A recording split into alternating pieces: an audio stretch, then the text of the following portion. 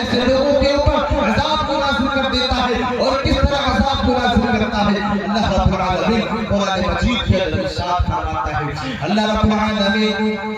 قرآن مجید کے اندر ارشاد فرماتا ہے وَمَنْ أَعْرَضَ عَنْ ذِكْرِي فَإِنَّ لَهُ مَعِيشَةً ضَنكًا اللہ رب العالمین اس آیت کریمہ کے اندر بیان کر رہا ہے وہ انسان جو اس دنیا کے اندر ذکر الہی سے اعراض کرتا ہے جو انسان اس دنیا کے اندر گناہوں میں اپنی زندگی کو گزارتا ہے اللہ رب العالمین کی نصیحتوں کے اوپر ایمان لانے سے انکار کرتا ہے اللہ رب العالمین کہہ رہا ہے وَمَنْ أَعْرَضَ عَنْ ذِكْرِي فَإِنَّ لَهُ مَعِيشَةً ضَنكًا ہم ایسے لوگوں کی زندگی کو تنگ کر دیا کرتے ہیں ہم ایسے لوگوں کی معیشت کو تنگی میں مبتلا کر دیا کرتے ہیں میرے عزیز ساتھیوں اپنے سماج و معاشرے کا پردہ سا لگائے آج اپنے سماج و معاشرے کے اندر طائرہ نظر دوڑائے کتنے ایسے انسان آپ کو ملیں گے کتنے ایسے لوگ اس دنیا کے اندر آپ کو ملیں گے جس کے پاس مال و دولت کی کمی نہیں ہے جس کے پاس اس دنیا کے اندر مال و دولت کی ریل پہ موجود ہے بینک بیلنس بھی ہے گھروں میں دربار کے انبار موجود ہے لیکن اس کی زندگی کے اندر سکون نہیں ہے اس کی زندگی کے اندر راحت نہیں ہے اللہ رب العالمین کہہ رہا ہے وَمَنْ أَعْرَضَ عَنْ ذِكْرِي فَإِنَّ لَهُ مَعِيشَةً ضَنكًا جو انسان میری نصیحت کو ماننے سے انکار کرتا ہے میرے ذکر سے اعراض کرتا ہے ہم ایسے لوگوں کی زندگی کو تنگی میں مبتلا کر دیا کرتے ہیں آج آپ اندازہ لگائیں کتنے ایسے لوگ آپ کو ملیں گے جو رات میں جب بستروں کے اوپر جاتا ہے تو نیند کی گولیاں کھا کر کے نیند کو لاتا ہے تب جا کر کے وہ انسان 4 گھنٹے 5 گھنٹے کی نیند لے سکتا ہے جبکہ اس کے پاس کسی بھی چیز کی کمی نہیں ہے ساری کی ساری چیزیں موجود ہیں ساری کی ساری آسائش کی چیزیں موجود ہیں لیکن زندگی کے اندر سکون نہیں زندگی کے اندر راحت نہیں وجہ یہ ہے کہ وہ انسان گناہوں میں اپنی زندگی کو گزار رہا ہے وجہ یہ ہے کہ وہ انسان رب کائنات کے اصولوں کو پتہ پشت ڈالے ہوئے ہے وجہ یہ ہے کہ وہ انسان رب کائنات کی قوانین کو رات میں وہ انسان جو ہے اپنے پاؤں تلے روکتا ہے جس کا نتیجہ جس کا ثمرہ انسان کو ملتا ہے کہ وہ انسان سکون اور چین کے ساتھ اپنی زندگی کو نہیں گزارتا ہے تو دنیا کے اندر دوسرا نقصان غلاموں نے اپنی زندگی گزارنے کا یہ ہے کہ انسان کی زندگی تنگ کر دی جاتی ہے اور اسی آیت کریمہ کے اندر اور ایک نقصان کی طرف اللہ رب العالمین نے اشارہ کیا اللہ رب العالمین قرآن مجید کے اندر ارشاد فرماتا ہے وَنَحْشُرُهُ يَوْمَ الْقِيَامَةِ أَعْمَىٰ اللہ رب العالمین اس آیت کریمہ کے اندر بیان کرتا ہے اے دنیا کے اندر گناہوں میں اپنی زندگی کو گزارنے والے لوگوں سنو اگر تم اس دنیا کے اندر بدکاری میں اپنی زندگی کو گزار رہے ہو اگر تم اس دنیا کے اندر رب کائنات کی اصولوں کو توڑ رہے ہو اس آیت کریمہ کو اپنے سامنے رکھنے کے بعد فیصلہ کرنے کی ضرورت ہے اللہ رب العالمین پہلے نمبر پر واضح کر رہا ہے کہ ہم ایسے لوگوں کی زندگی کو تنگ کر دیا کرتے ہیں ہم ایسے لوگوں کی زندگی سے خوشیوں کو چھین لیا کرتے ہیں اور جب ایک انسان گناہوں میں زندگی کو گزارتا ہے اس کی وجہ سے جب یہ انسان قیامت کے دن اٹھائے جائیں گے تو اسے اندھا بنا کر کے اٹھایا جائے گا ایسے لوگوں کی آنکھوں کے اندر بینائی نہیں ہوگی ایسے لوگوں کی آنکھوں کے اندر روشنی نہیں ہوگی یہ انسان اللہ رب العالمین سے دعا کرے گا اللہ رب العالمین کے سامنے شکایت کرے گا اے میرے پروردگار عالم میں تو دنیا کے اندر اپنے نظروں سے دیکھا کرتا تھا آخر وجہ کیا ہے آخر دیگر کیا ہے تو میرے آنکھ سے روشنی کو ختم کر دیا گیا ہے اللہ رب العالمین ایسے لوگوں کو جواب دے گا وَنَحْشُرُهُ يَوْمَ الْقِيَامَةِ أَعْمَىٰ قَالَ رَبِّ لِمَ حَشَرْتَنِي أَعْمَىٰ وَقَدْ كُنتُ بَصِيرًا قَالَ كَذَٰلِكَ أَتَتْكَ آيَاتُنَا فَنَسِيتَهَا وَكَذَٰلِكَ الْيَوْمَ تُنسَىٰ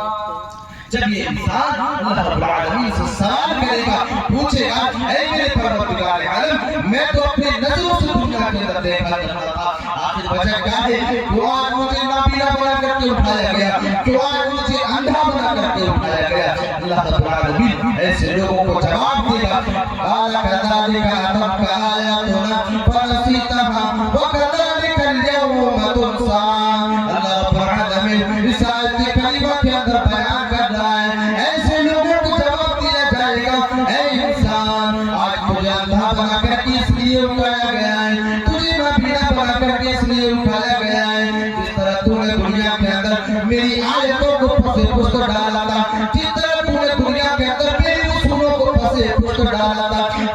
تو نے دنیا کے اندر میری آیتوں کو بھلا دیا تھا، میرے قوانین کو بھلا دیا تھا، اسی کی پاداش میں آج تمہیں بھی بھلا دیا گیا ہے، اسی کی پاداش میں آج تمہیں بینا بنا کر کے اٹھایا گیا ہے۔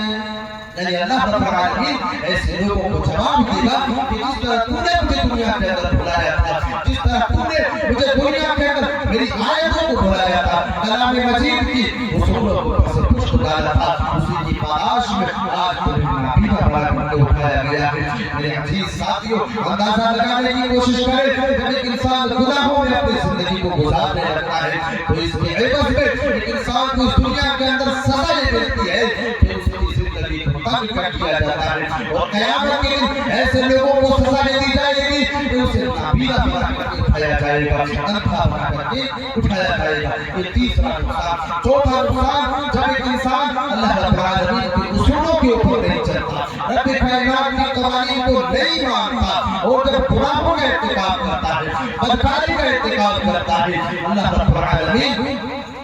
ایسے لوگوں کے دلوں کو سخت کر دیتا ہے، ایسے لوگوں کا دل سخت ہو جاتا ہے، ایسے لوگوں کا دل سیاہ ہو جاتا ہے جو آدمی گناہوں میں اپنی زندگی کو گزارنے لگتا ہے۔ اللہ رب العالمین قرآن مجید کے اندر ارشاد فرماتا ہے کَلَّا بَلْ رَانَ عَلَىٰ قُلُوبِهِم مَّا كَانُوا يَكْسِبُونَ۔ اللہ رب العالمین قرآن مجید کے اندر ارشاد فرماتا ہے ایک انسان کا دل گناہوں کی وجہ سے سیاہ ہو جاتا ہے، گناہوں کی وجہ سے جنگ لگ جاتا ہے، دل ایک انسان کا جنگ آلود ہو جاتا ہے گناہوں کے ارتکاب کی وجہ سے، بدکاری کی ارتکاب کی وجہ سے۔ اللہ کے نبی صلی اللہ علیہ وسلم ایک حدیث کے اندر بیان کرتے ہیں کہ جب ایک انسان گناہوں کا ارتکاب کرتا ہے، جب ایک آدمی بدکاری کی کاموں کا ارتکاب کرتا ہے تو گناہوں کی وجہ سے اس کے دل کے اندر ایک سیاہ دھبا پڑ جاتا ہے۔ جب ایک انسان ایک گناہ کی کام کو انجام دے دیتا ہے، اللہ رب العالمین کی طرف سے اس انسان کے دل کے اندر ایک سیاہ نقطہ پڑ جاتا ہے،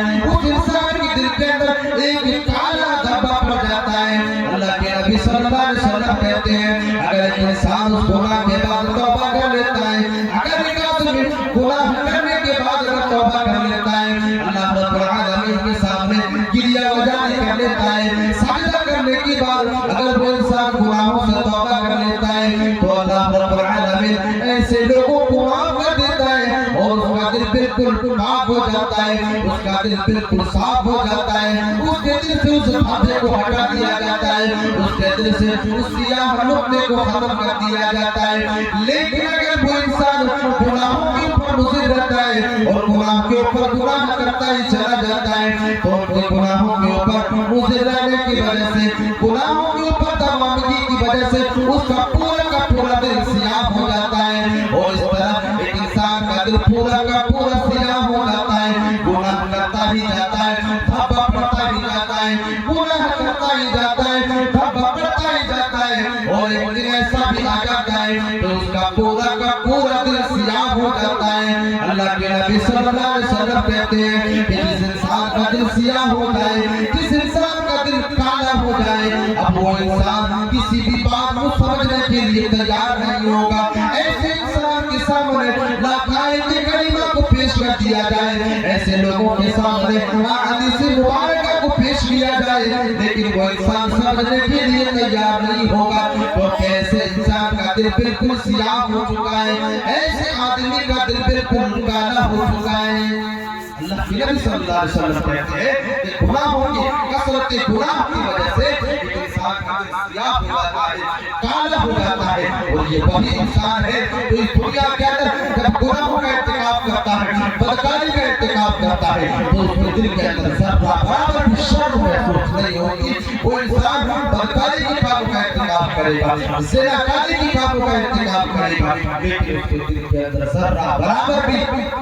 احساس نہیں ہوگا، کیونکہ اس کا دل بالکل سیاہ ہو چکا ہے، اس کا دل بالکل کالا ہو چکا ہے گناہوں کی وجہ سے۔ لیکن انسان کا دل کالا ہو جاتا ہے، اور اللہ رب العالمین نے ایسے ہی لوگوں کے بارے میں قرآن مجید کے اندر ایک وعید کی طرف اشارہ کیا کہ ہم نے ایسے لوگوں کو جہنم کے لیے پیدا کیا جو انسان اس دنیا کے اندر اپنے دل سے سمجھنے کی کوشش نہیں کرتا۔ ہم نے دل تو دیا، لیکن گناہ کرنے کے بعد، بدکاری کے کاموں کو کرنے کے بعد ایک انسان نے اپنے دل کو کالا کرنے